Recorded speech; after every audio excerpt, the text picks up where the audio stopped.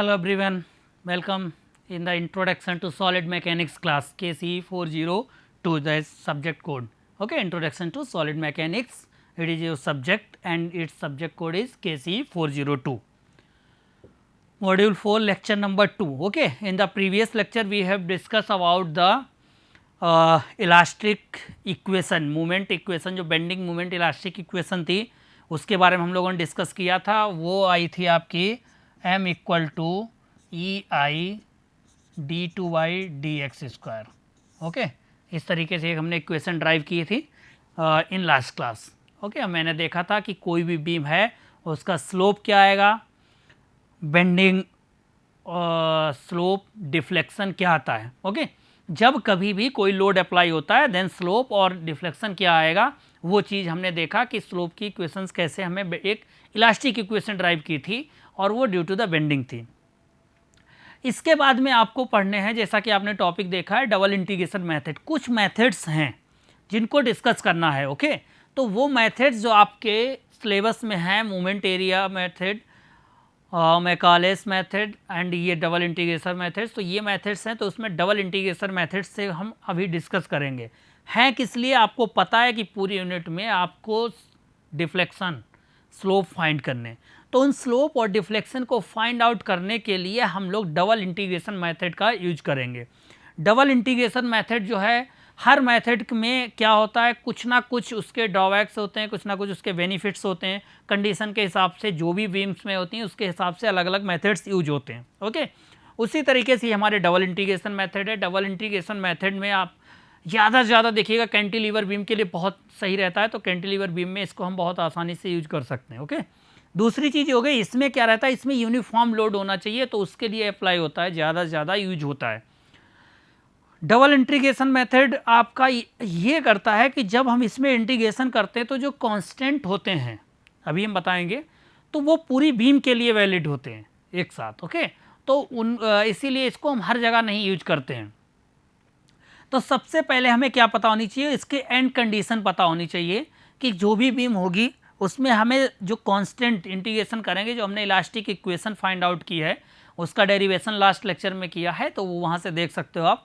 और डिफ्लेक्शन और स्लोप समझ गए होंगे कि होता क्या है जनरली। ओके, तो उस डिफ्लेक्शन और स्लोप को फाइंड आउट करने के लिए different beams under the different loads, चाहे आपकी कैंटिलीवर बीम है, वो आपका समझ लीजिए कि पॉइंट लोड अप्लाई हो रहा, यूनिफॉर्मली डिस्ट्रीब्यूशन यूडीएल हो रहा है, यूबीएल हो रहा है आपका लोड अप्लाइड, तो डिफरेंट लोड पे हो।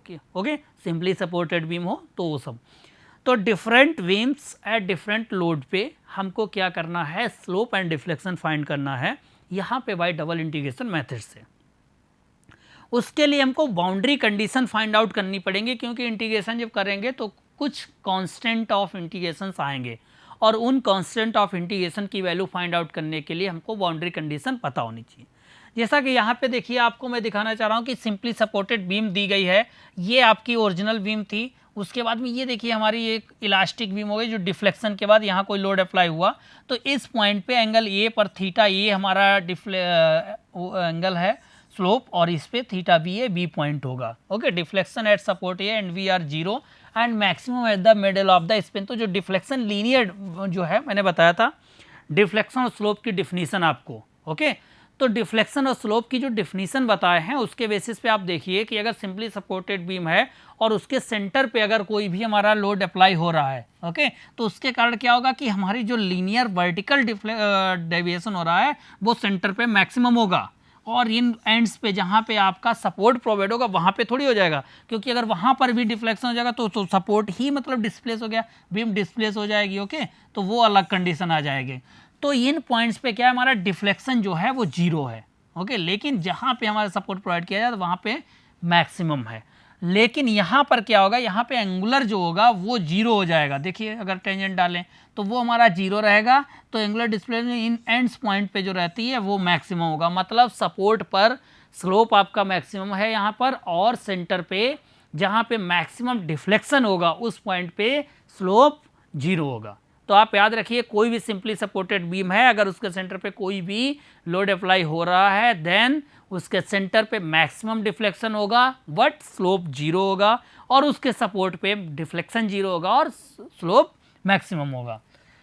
ओके, डिफ्लेक्शन इस तरीके से देखिए, ये बीम जैसे दी गई है, मैं अगर कोई कॉन्टिन्यूस बीम बना दूं तो इस पर ये देखिए फोर्स अप्लाइड हो रहे हैं, तो इसका जो इलास्टिक कर्व बनेगा वो इस तरीके से बनेगा। तो आप देख सकते हैं कि यहाँ पर ये डिफ्लेक्शन मैक्सिमम होगा, यहाँ पे स्लोप मैक्सिमम होगा, वही बना A/0 but more the free and also okay slope is maximum eight support B and A। Cantilever beam का अगर मैं आपको बताना चाहूँ कि कैंटिलीवर बीम आप देखिए तो डिफ्लेक्शन एंड स्लोप वो था zero at the fix support. ये कैंटिलीवर बीम है आपकी, और इस बीम की अगर मैं बात करूं यहाँ पर जब कोई लोड अप्लाई होगा देन ये बीम इस तरीके से हमारी मूव होगी। देखिए कैंटिलीवर बीम में क्या होता है, जो भी हम डिजाइन करेंगे तो तुरंत वहाँ पे नहीं वो डिफ्लेक्ट होगी, बिल्कुल उससे जुड़ी हुई। ओके, तो कुछ दूर तक चलने के बाद में ही थोड़ा सा डिफ्लेक्शन शुरू होता है, तो इसका मतलब इस पॉइंट पे ना तो डिफ्लेक्शन होगा और ना ही एंगुलर डिस्प्लेसमेंट होगा और ना ही वर्टिकल लीनियर डिस्प्लेसमेंट होगा। दैट्स वाई जो कैंटिलीवर बीम आएंगी तो आप ध्यान रखिएगा कि उसके जहाँ पे कैंटिलीवर बीम होती है फिक्स जिस पॉइंट पे होती है उस पॉइंट पर आपका slope and deflection both are zero. Okay, simply support beam में मैंने देख लिया कि सेंटर पे जहाँ पे अगर लोड अप्लाई हो रहा है तो सेंटर पे उसका मैक्सिमम डिफ्लेक्शन होगा और सपोर्ट पे जीरो होता है, और स्लोप सेंटर पे जीरो होगा एंड सपोर्ट पे मैक्सिमम होगा। लेकिन कैंटिलीवर बीम में जिस पॉइंट पे फिक्स होता है, फिक्स एंड होता है, वहाँ पे डिफ्लेक्शन एंड स्लोप जीरो होगा। ओके, और फ्री एंड पे आपका जो डिफ्लेक्शन होगा लीनियर ये मैक्सिमम होगा एंड स्लोप भी इसी पॉइंट पर आपका मैक्सिमम होगा। ओके, थीटा से नोट करेंगे तो theta increase from point A toward the B जो लिखा है, तो आप समझ जाइए कि मैक्सिमम डिफ्लेक्शन जो होगा वो आपका फ्री एंड पे होगा और स्लोप भी किसमें, कैंटिलीवर बीम में। तो ये क्राइटेरिया हम लोग अप्लाई करेंगे। Methods for finding the slope and deflection of the elastic beam, तो उसमें कई मेथड्स हैं, हमको 2-3 मेथड्स आपके सिलेबस में पढ़ने हैं, जो double integration method, Macaulay method, area movement method, conjugate beam method, V unit load method, तो ये सब आगे पढ़ने हैं अभी। ओके, इस सब्जेक्ट में आपको ये मेथड्स पढ़ने और इसको मैं डिस्कस करूँगा।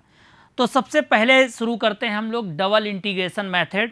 डबल इंटीग्रेशन मेथड में आपको कैसे डिफरेंट जो बीम्स हैं उन पे अंडर द डिफरेंट लोड्स पे कैसे हम देखते हैं और वो फार्मूले ड्राइव करते हैं। ओके, तो सबसे पहले डबल इंटीग्रेशन मेथड शुरू करते हैं, उससे पहले मैं बता दूं we have from different essential equation of flexure, ये वाली इक्वेशन जो मैंने आपको बताई है कि मूवमेंट की इक्वेशन आपको EI जो ड्राइव की थी d2y dx²। ओके, ये इक्वेशन जो आपकी इलास्टिक डिफरेंशियल इक्वेशन हमने ड्राइव की है इन प्रीवियस लेक्चर, उसका यूज होगा। तो इसी को हमको यूज करना है और इसको सॉल्व करना है, इसको डिफरेंशिएट करना है, इंटीग्रेट करना है। डबल डिफरेंशिएशन है तो 2 बार इंटीग्रेट करेंगे तो वहाँ से हम स्लोप और डिफ्लेक्शन फाइंड करेंगे। इस इक्वेशन में अगर हम किसी भी बीम पर देखिए, जैसे मान लीजिए आपको ये बीम दे दी गई और यहाँ पर कोई भी एक मूवमेंट अप्लाई कर दिया गया m। ओके, ये कैंटिलीवर बीम है, किधर से भी ले सकते हो, चाहे आप सेक्शन इधर से बनाओ चाहे इधर से बनाओ। अगर मैं यहाँ पर एक कोई भी क्रॉस सेक्शन कट कर दूं जो कि x डिस्टेंस पर हो, तो यहाँ पर अगर मूवमेंट m अप्लाई हो रहा है तो इस सेक्शन पे हमारा मूवमेंट क्या हो जाएगा, mx। ये देखिए आपका लेफ्ट साइड में है और एंटी क्लॉकवाइज है तो माइनस ले लीजिए, तो ये m आ गया क्योंकि कोई लोड और तो है नहीं, मूवमेंट अप्लाई हो रहा है, तो ये mx इक्वल टू m आ गया, माइनस नेगेटिव साइन के साथ आ जाएगा इस सेक्शन पे। अब हम अपने इसी किसी x सेक्शन पे आया हमारा जो कि x डिस्टेंस दूर पर है, तो ये मूवमेंट आ गया, तो इसमें मूवमेंट की जगह पर हम यहाँ पर लिख सकते हैं कि हमारा -m आया है और EI आ गया है d2y dx²। ओके, अब इसको हमें क्या करना है, इंटीग्रेट करना है इस इक्वेशन को। तो मतलब आपके एक बात समझ में आ रही होगी, कोई भी बीम दी हो किसी भी क्रॉस सेक्शन पे कट करोगे तो उसका मूवमेंट जो फाइंड करोगे वही मूवमेंट यहाँ पर m के जगह पे पुट करना है। आफ्टर दैट इस इक्वेशन को हम इंटीग्रेट कर देंगे और इंटीग्रेट जब करेंगे तो हमको कांस्टेंट मिलेंगे, जैसे कि सबसे पहले m ही मानकर हम चल रहे हैं और आप याद रखिएगा जैसे जैसे लोड आएंगे अभी आगे डिस्कस करेंगे। तो इस इक्वेशन को अगर हम इंटीग्रेट करें with respect to x both side तो हमको क्या मिलेगा, EI तो कांस्टेंट है हमारा रहेगा, d2y dx है तो इसको अगर इंटीग्रेट कर दोगे एक बार तो dy dx ही बचेगा। ओके, इक्वल टू m को हमें जो भी फंक्शन आएगा हमारा मूवमेंट का किसी भी क्रॉस सेक्शन x पे तो वहाँ पे लिखना है, तो इसलिए इंटीग्रेशन का साइन लगा दिया dx के रिस्पेक्ट में, प्लस C1 क्या हमारा आ गया, integration constant. Integration again with respect to x both side. अब इसी इक्वेशन को अगर मैं एक बार और इंटीग्रेट कर दूं then we get EI constant dy/dx y हो जाएगा अगर इसका इंटीग्रेशन करोगे। यहाँ पे डबल इंटीग्रेशन हो जाएगा, एक लगा था तो दूसरा इंटीग्रेशन करना होगा, प्लस C1 है, C1 का इंटीग्रेशन करेंगे तो ये कांस्टेंट है, इसके साथ एक x आ जाएगा और प्लस C2 आ गया। ओके, तो ये देखिए इतना सिंपल आपका है डबल इंटीग्रेशन मेथड। इसमें सिर्फ और सिर्फ आप किसी भी बीम में क्या करेंगे, मूवमेंट आप कैलकुलेट कर लो किसी भी एक सेक्शन पे जो कट करोगे आप एक्स पे, और वो यहाँ पे पुट करके उसको इंटीग्रेट करना है। ओके, इक्वेशन हमेशा इसी टाइप में बनेगी। जो y हमको मिला है it is a deflection in vertical direction. Okay, and dy/dx है, ये हमारा क्या होगा, स्लोप होगा। ओके, तो स्लोप और डिफ्लेक्शन की इक्वेशंस आपके सामने ये बनी हुई हैं। हम देखेंगे कि हम लोग जो अपने प्रैक्टिकल जो इसमें बुक में रहेंगे कौन कौन से उनके एग्जांपल्स कैसे न्यूमेरिकल सॉल्व करने हैं, तो वो इन्हीं प्रोसेस पर इस इलास्टिक इक्वेशन का डेरिवेशन आप समझ चुके हैं, उसका किया है। उसके बाद में इस इक्वेशन को ही दो बार डिराइव करेंगे तो एक बार में आपको स्लोप मिल जाएगा and second time deflection. Where C1, C2 are constant of integration, thus integration are differential equation with respect to we get the equation for slope that is the dy/dx, and integration twice we get a equation of deflection that is y. Okay, तो deflection और slope double integration method से हमको find करना है। उसमें कौन कौन सी steps आपकी लगेंगी वो मैं आपको यहाँ पे बता रहा हूँ, ये मेथड कैसे अप्लाई होगा। इसके बाद में इसी मेथड से हम कुछ बीम्स के एग्जाम्पल लेंगे और उन बीम्स पे देखेंगे कि कैसे हमारा जो फार्मूले आएंगे। ओके, जो कंपटीशन एग्जाम के लिए होगा वहाँ पे डेरिवेशन नहीं चाहिए होगा, जो भी आपका जैसे गेट के होगा एग्जाम तो वहाँ पर आपको सिर्फ और सिर्फ वो फार्मूले यूज करने हैं। आपका यूनिवर्सिटी एग्जाम होगा तो उसमें आपको ये पूरे डेरिवेशंस करने रहेंगे, रिलेशंस रहेंगे, न्यूमेरिकल सॉल्व करने रहेंगे। ओके, तो अब हम देखते हैं इस डबल इंटीग्रेशन मेथड में आप अपने माइंड में रख लीजिए कि हमको सबसे पहले क्या करना है, इलास्टिक इक्वेशन जो आपकी मैंने बताई डिफरेंशियल इलास्टिक इक्वेशन किसी बीम के लिए ड्राइव की है लास्ट क्लास में, उस इक्वेशन को आपको याद रखना है, उसको दो बार डिफरेंशिएशन करना है। जब फर्स्ट टाइम में मिलेगा तो आपको पता है कि वहाँ पे हमको स्लोप मिल जाएगा, दैट इक्वेशन अगेन इंटीग्रेशन करना है डिफरेंशियल इक्वेशन को, देन जब दूसरे टाइम करोगे तो y मिलेगा, वो हमारा डिफ्लेक्शन हो जाएगा। ओके, उसके बाद C1 C2 कांस्टेंट है। बाउंड्री कंडीशन जो मैं आपको बता चुका हूँ, सिंपली सपोर्टेड बीम हो या हमारी कैंटिलीवर बीम हो, दोनों के लिए बाउंड्री कंडीशंस जो है वो हमें जो अप्लाई करोगे उसके बेसिस पे C1 C2 फाइंड करेंगे। Okay, the two constant of integration can be determined using the known condition of deflection and slope at the supports. The method of double integration is convenient only in few cases of loading. In general case of loading where several loads are acting, the bending moment expression for each of the different region of loading is different, then the method of double integration will become extremely lengthy and laborious, therefore it is not generally used. Okay, आप समझ गए क्यों नहीं हम इसको ज़्यादा use करते हैं, क्योंकि बहुत ज़्यादा लेंदी हो जाता है कुछ केसेस के लिए। दैट्स वाई समझ आइए कि डबल इंटीग्रेशन मेथड होता है कुछ ही केस के लिए होता है, उन कुछ केसेस के लिए जो होता है वो इस लेक्चर में मैं आगे अब डिस्कस कर रहा हूँ। सबसे पहला केस है केस 1 आपका जो है, आपको याद रखना है कि determine the slope and deflection of equation for the beam loaded as shown in figure. जैसे कि यहाँ पर कोई कैंटिलीवर बीम देखिए यहाँ पर ये बनी हुई है। ओके, इस कैंटिलीवर बीम को आप समझिए, ये कैंटिलीवर बीम है, ये हमारा फिक्स एंड है और ये वाली कोई बीम है। इस बीम पर आपका ये लोड जो फ्री एंड पर है पी लोड अप्लाई हो रहा है। ओके, ये पी लोड जब अप्लाई होगा तो ये बीम कहीं ना कहीं ऐसे डिफ्लेक्ट होगी, और ये जो हमारी डिफ्लेक्ट होगी इसको हम लोग इलास्टिक कर्व ऑफ बीम बोलेंगे, और ड्यू टू द डिफ्लेक्शन ये बीम जो है ऐसे बेंड हो जाएगी। ओके, अगर ये फिक्स है इस पर लोड लगाओगे तो ऐसे बेंड हो जाएगी, और ये बेंड हो गई है बीम। तो इस पॉइंट पर आपको जो लीनियर डिस्प्लेसमेंट बिल्कुल वर्टिकल जो मिलेगा वो आपका सॉरी ये लीनियर जो डिस्प्लेसमेंट रहेगा इसको हम लोग डिफ्लेक्शन बोलेंगे, और इसी पॉइंट पर अगर हम टेंजेंट ड्रॉ करें एंगुलर डिस्प्लेसमेंट जो मिलेगा वो आपको थीटा ए स्लोप मिलेगा। तो इस फ्री एंड पे कैंटिलीवर बीम में केस 1 में हम क्या करने जा रहे हैं, स्लोप और डिफ्लेक्शन फाइंड आउट करेंगे। कहाँ पर, फ्री एंड पे, क्योंकि फिक्स पे तो क्या होगा कैंटिलीवर में, 0 होगा, आपको बता चुके बाउंड्री कंडीशन। ओके, तो वाई द किससे, डबल इंटीग्रेशन मेथड से। इसमें देखिए मैंने यहाँ पे रखा है find the maximum deflection and maximum slope लिखा है, क्योंकि आपको पता है कैंटिलीवर बीम में फ्री एंड पे ही होगा। दूसरी चीज यहाँ पे what will be deflection slope free and when, ये लोड और ये जो वैल्यूज दे दी है मैंने, ताकि इसी को हम डायरेक्ट न्यूमेरिकल भी तरीके से सॉल्व कर सकें। पहले हम इसको ड्राइव करते हैं, आफ्टर दैट ये वैल्यूज रखेंगे और फिर डायरेक्ट इसको सॉल्व करेंगे, तो ये न्यूमेरिकली वैल्यू। तो देखिए हमें पता है बेंडिंग मोमेंट एट सेक्शन 1 1, हमने कहीं पर ये सेक्शन 1 1 कट किया है जो कि हमारा x डिस्टेंस पर है। ओके ठीक, अब बीम यहाँ पर मूव करेगी इस तरीके से, तो हमको मूवमेंट कैसा देखना है। तो ये जब देखिए ये इस तरीके से बीम जब अप्लाई होगा तो ये एंटी क्लॉकवाइज होगा, लेफ्ट हैंड साइड है, तो इसका हम निगेटिव लेंगे। ओके, इसका मतलब मूवमेंट जो हमारा आ जाएगा that is the p into x, कितना हो जाएगा, माइनस पी एक्स मूवमेंट आ गया। जो भी लोड लग रहा होगा उसी का तुरंत एक सेक्शन पे कट करोगे, डिस्टेंस पे मूवमेंट कैलकुलेट करना है। तो m equal to minus P x, ये आ गया हमारा p इंटू एक्स है, x डिस्टेंस है, ना कि ये पी एक्स फंक्शन लिखा है। ओके, हमें पता है कि हमारी इलास्टिक डिफरेंशियल इक्वेशन क्या होती है, E I D two Y D x square equal to M, और m की जगह हमने निकाल लिया है मूवमेंट हमारा कितना आया है, किसी भी सेक्शन पर माइनस पी एक्स आया है। ओके, तो जब पी एक्स आया है तो E I D Y upon D X और पी एक्स इसको हमने इंटीग्रेट कर दिया। ओके, तो हमारा E I D Y D X equal to minus P X है, एक्स स्क्वायर वाई 2 आ जाएगा, पी कांस्टेंट लोड दिया है, प्लस C1। दूसरी बार ये हमारी आ गई है स्लोप की इक्वेशन, हमेशा याद रखिएगा ये स्लोप इक्वेशन आ गई।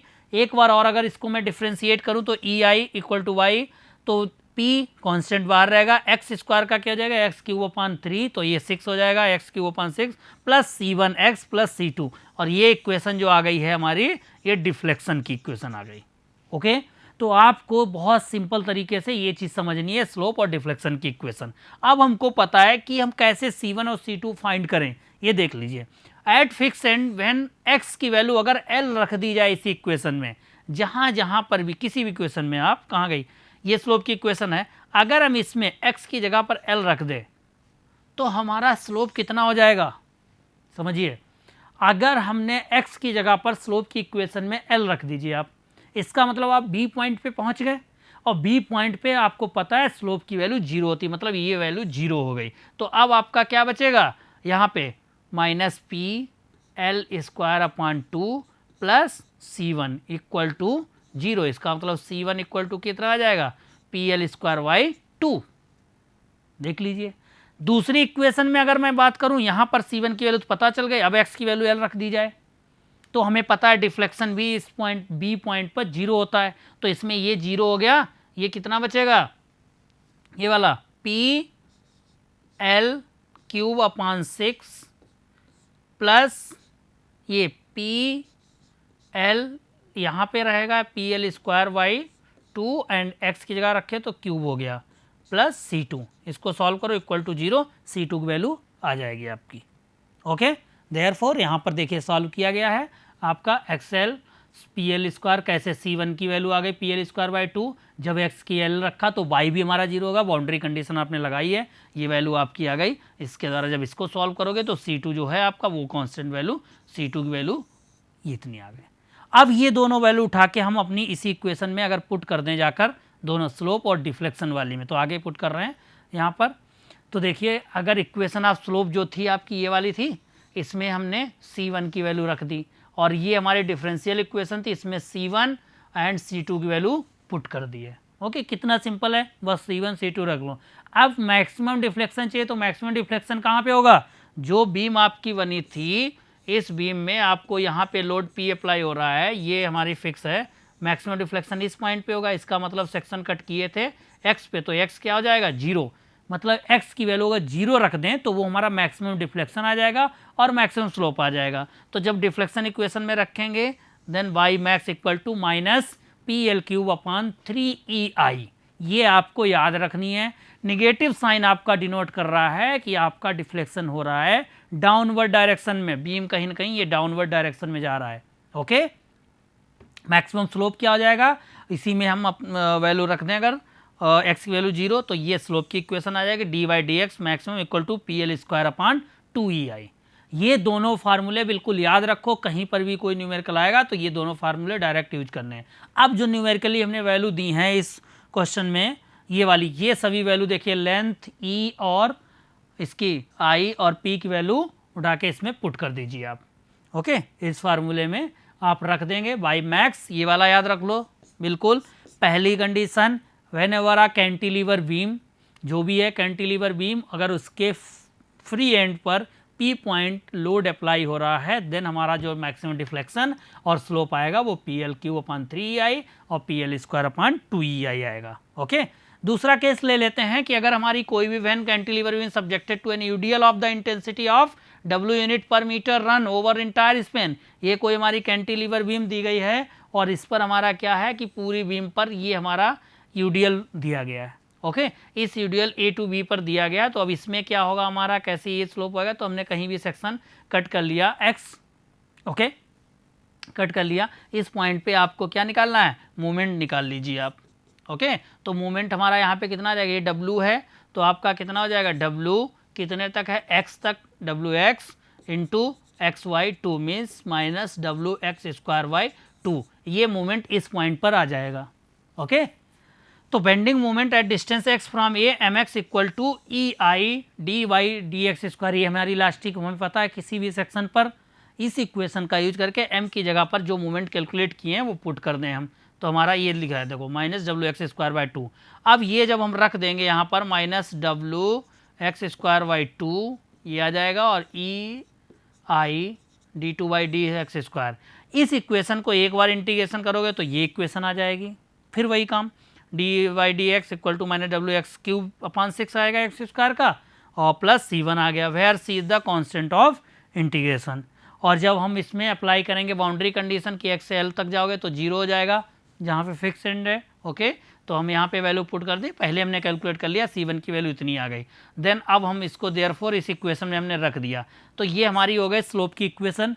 इसको हम फिर इंटीग्रेट करेंगे, आप एक साथ कर सकते हो, फिर C1 C2 कैलकुलेट कर सकते हो। यहाँ पे इंटीग्रेशन करने के बाद C1 कैलकुलेट किया, वैल्यू पुट की, इंटीग्रेशन किया, तो यहाँ पे WL³ upon XY6 plus C2 आ गया। C2 कैसे आएगा, Y 0 हो जाएगा जब हम X की जगह पर L रख देंगे, मतलब हम फिक्स एंड पर पहुँच जाएंगे किसी भी कैंटिलीवर बीम में।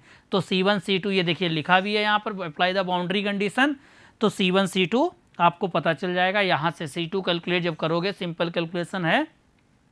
ओके, तो जब C2 कैलकुलेट करोगे तो हमने यहाँ पे वैल्यू पुट की, मैक्सिमम डिफ्लेक्शन कितना आएगा ये वैल्यू पुट करेंगे हम, तो हमको मिल जाएगा y max equal to WL power 4 upon 8EI।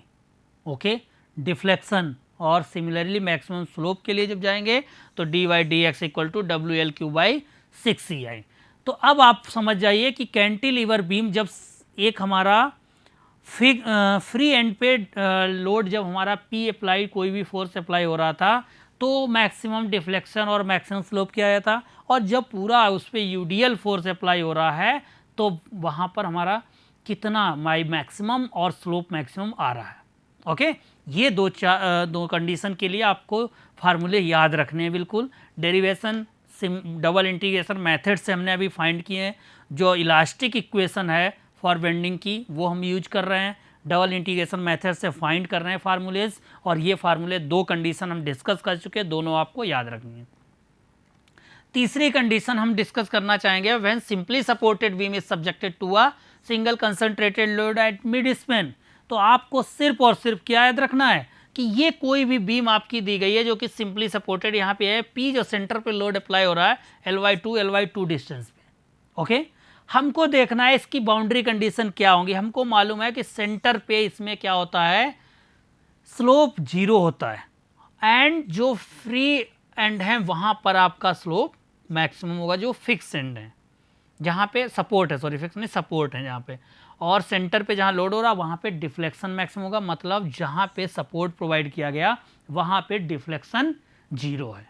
Okay, तो डिफ्लेक्शन यहाँ पर 0 है, y इक्वल टू 0, अगर कोई सेक्शन यहाँ से कट किया x तो x इक्वल टू 0 बाई 0 हो गई, और अगर x इक्वल टू L/2 रखोगे, इस पॉइंट पे आओगे तो dy dx इक्वल टू 0, ये बाउंड्री कंडीशंस रहेंगी, समझ गए। तो ये बाउंड्री कंडीशन है due to the symmetry of the slope L/2 is 0, ये रखी हमने। तो cy देखिए मोमेंट लिखा है mx इक्वल टू p/2x, यहाँ कहीं भी कट करोगे ये वैल्यू इसकी p/2 आ जाएगी, इस सपोर्ट पे p/2 आ जाएगी, ओके, ax डिस्टेंस। अब देखिए ये इस डायरेक्शन में जा रहा है हमारा, ओके, ऐसे मूव करेगा, क्लॉकवाइज होगा लेफ्ट हैंड साइड में, तो पॉजिटिव लेंगे, तो हमारा आ जाएगा mx p/Ly, m की वैल्यू रख दी, एक बार इंटीग्रेशन किया, ये हम लगाएंगे कंडीशन, तो c1 निकल कर आ गया, अगेन इंटीग्रेशन किया, फिर कंडीशन लगा दी बाउंड्री, तो हमारा दोनों मिल गया। और इसके बाद में आप जब वैल्यू पुट करेंगे तो हमारा जो y की वैल्यू हो गई डाउनवर्ड डायरेक्शन डिफ्लेक्शन आ गया, और ये थीटा स्लोप की वैल्यू आ जाएगी इतनी, ओके। तो ये यहाँ पर तीसरी कंडीशन हो गई आपकी। चौथी कंडीशन है simply supported beam of span L carrying the uniform load intensity, ये देखिए आपकी दी गई है, यूनिफॉर्म डिस्ट्रीब्यूटेड लोड दिया गया W पर यूनिट, कुछ नहीं करना है, कहीं पर भी एक सेक्शन कट कर लिया हमने x डिस्टेंस पर, बस आपको क्या करना है, पहले रिएक्शन फोर्स निकालिए आप, सिंपल से, तो रिएक्शन फोर्स निकाल ही लेंगे, ओके। तो ये आ जाएगा WL/2 इधर, WL/2 इधर, दोनों साइड में। फिर मूवमेंट आप कैलकुलेट कर लीजिए इस पॉइंट पर, ये मूवमेंट हमने कैलकुलेट किया, इलास्टिक इक्वेशन में पुट कर दिया, इंटीग्रेट कर देंगे इसको, बाउंड्री कंडीशन अप्लाई करेंगे, then we get once again slope and deflection. तो यहाँ पर आया हमारा डिफ्लेक्शन इतना और स्लोप इतना।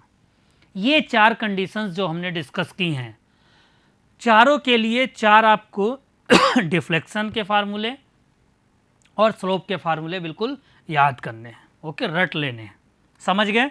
तो ये हमने देखा है कि कैसे डबल इंटीग्रेशन मेथड अप्लाई होता है, कैसे डबल इंटीग्रेशन मेथड से हम प्रॉब्लम सॉल्व करते हैं। और डबल इंटीग्रेशन मेथड से हमने देखा, दो कैंटिलीवर बीम देखी, एक पे पॉइंट लोड फ्री एंड पे लग रहा था और एक हमारा यूनिफॉर्मली डिस्ट्रीब्यूटेड लोड था, ओके।